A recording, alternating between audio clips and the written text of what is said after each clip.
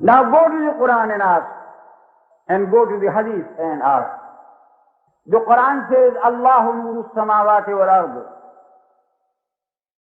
In modern science now this is understandable. If the final stages or if the original condition of matter was something like the vibrations of light, that imperceptible light which cannot be seen, but in its nature it can only be called light, then the creator of this universe must also be called light. Because light can proceed only from light and not from darkness. Therefore, Allahu nuru samawati wal ard.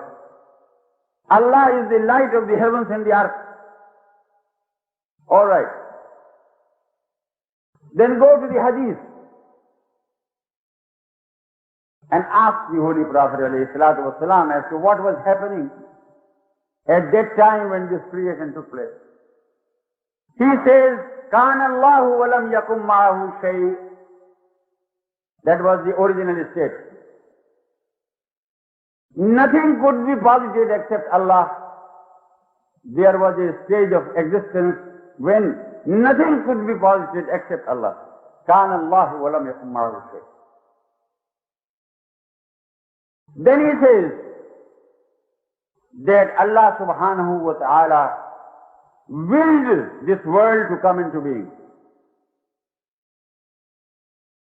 The Quran says that is the process of creation in which Allah subhanahu wa ta'ala creates everything. إِنَّمَا أَمْرُهُ إِذَا أَرَادَ شَيْئًا أَن يَقُولَ لَهُ كُنْ فَيَكُونُ.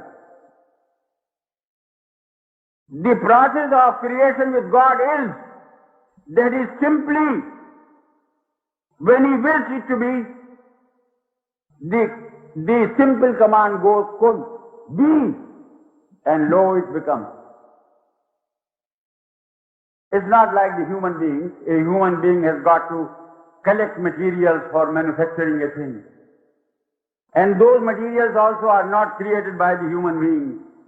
They are only placed in certain positions, in certain relationship with one another. You see, then only creation takes place in the hands of man. But Allah subhanahu wa ta'ala is as-samad. He is the absolute. He is the originator of all things. Badi'u as-samawati wal ard, and Fatiru as-samawati wal ard, as the Holy Quran says. So the process of creation is innama amruhu idha arada shay'an an yaqula lahu kun fayakun. Allah subhanahu wa ta'ala, when the Holy Prophet ﷺ says, Kana Allahu wa lam yakum ma'ahu shay. Now Allah subhanahu wa ta'ala, according to the Holy Quran, is Al-Hayy and Al-Qayyum. The self-existent and the self-subsistent. Allah subhanahu wa ta'ala is the source of all life. And consequently, His existence personified. He is the existence. Not only is He self-existent, but He is the existence from which life flows. All right? Sure, you will admit that. Everyone will admit it and does admit it. Now, when the Holy Prophet ﷺ says that there was a stage in existence when Kana Allahu wa lam yakum ma'ahu shay, then imagine it, what it means. It means that there was existence on the one hand and non-existence on the other. Wa lam yakum ma'ahu shay means that there was non-existence by the side of God. God alone existed. Is it clear? Follow it.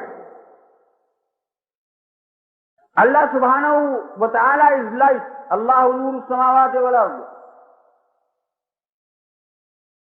Therefore, non-existence is darkness. Or Adam is darkness. Wajood is light. Allah subhanahu wa ta'ala is wajibul wajood according to the most conservative Muslim thinkers. He is the wajood or existence. And there was the Adam besides him. As the Holy Prophet says, Kana Allahu lam yakum ma'ahu shay. Alright? Then Allah subhanahu wa ta'ala willed this world to become or to exist. How? We know from the Quran that Allah subhanahu wa ta'ala employs His will. إنما أمره إذا أراد شيئا أن يقول إذا أراد شيئا. This irada is there. So when Allah subhanahu wa ta'ala willed this world to become, then for our imagination, the only possible way for us to imagine how it must have happened, remember this, for our imagination, reality is known to God. But whatever we can infer from the Quran and the Hadith is that because Allah subhanahu wa ta'ala is light, therefore His will is light.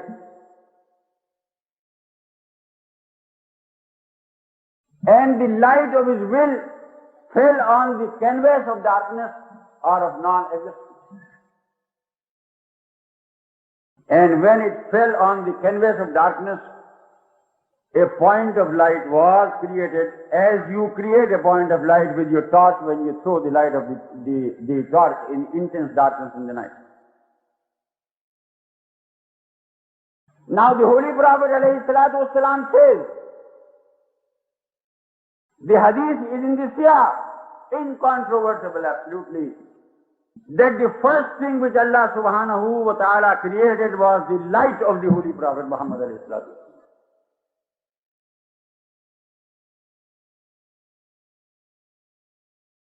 How must it have taken place? This is also mentioned in the hadith. That when Allah subhanahu wa ta'ala wanted to create this world, He said, Kun Muhammada. He didn't say Kun Dunya. No. Kun Al-Alam. No. The first word which came in this cosmos to echo was Muhammada. Kun Muhammada. And this point of light came into existence. This is the Nurul Awwal, or the first light in entire creation. And the light came from God. As it is said, Ana min Nurillahi wal khalqu kulluhum. This light, mind you, is not God. It is not a part of God, because the God's personality is indivisible. What is it? That also you should understand, because here many people say, oh, if we believe like this, although it is given there in the hadith and so on, it is a shirk. It is not. I'll explain this to you scientifically. There is the sun on the sky. Experiment it right now. What is shirk and what is not shirk? The sun is there. Take a convex lens. Convex lens. Focus the convex lens before the sun, so that the convex lens absorbs the rays of the sun. When it absorbs the rays of the sun, then a small sun is created on the surface of the convex lens. The form is the same, is the form of the sun. With all that brightness and all those rays going out, and impossible for you to look at it, just as it is impossible for you to look at the sun. Place the palm of your hand below it. There is light and there is heat. These are the two characteristics of the sun. These are the two qualities of the sun, that the sun gives light and the sun gives heat. This convex lens, which in its nature is cold, it has neither light nor heat.